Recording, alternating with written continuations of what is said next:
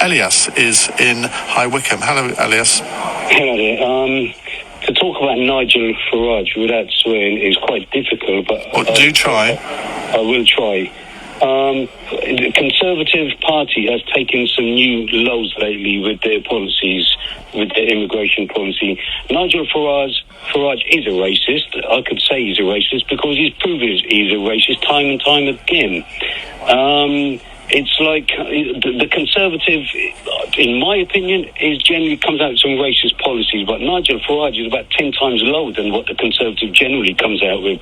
Now, for the Conservative to be even considering taking this bloke, and yet alone just talking about him is bad enough. Why are you not talking about him?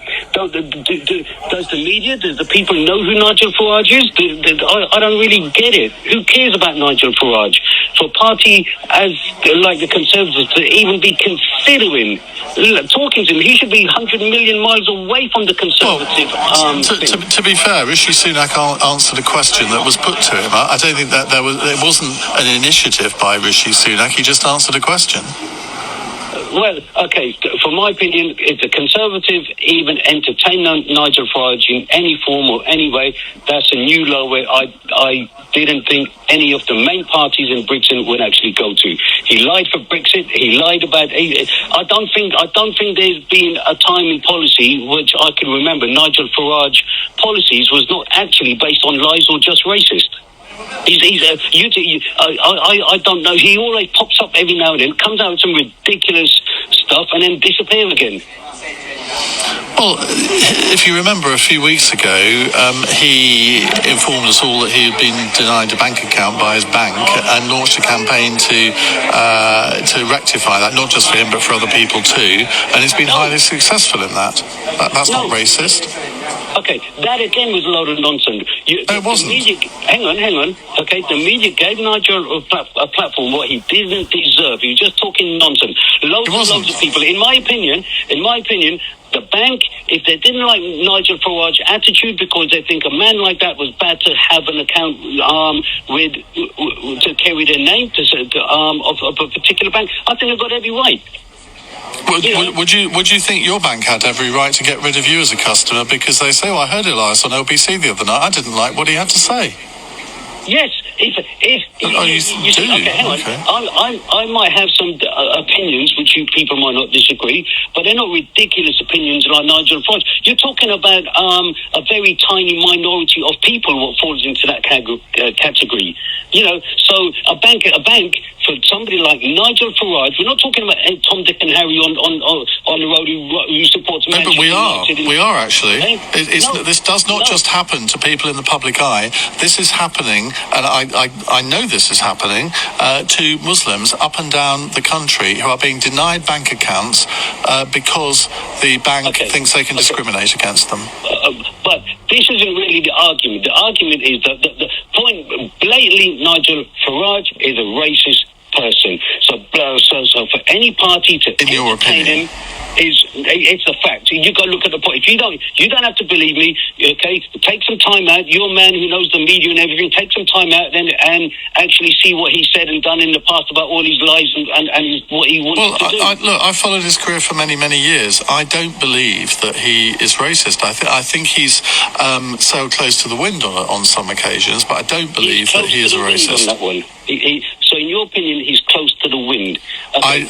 I think that you're either a very tolerant person or a very naive person, and I'm not sure which one. Well, I'm probably both. But I mean, I remember that post. Do you remember that poster in the Brexit referendum that he stood in front of, full up or something, with a queue of supposedly immigrants sort of queuing to get into the country, and I took him to task to his face on air on LBC. Yeah. On that, but I don't believe that actually makes him a racist.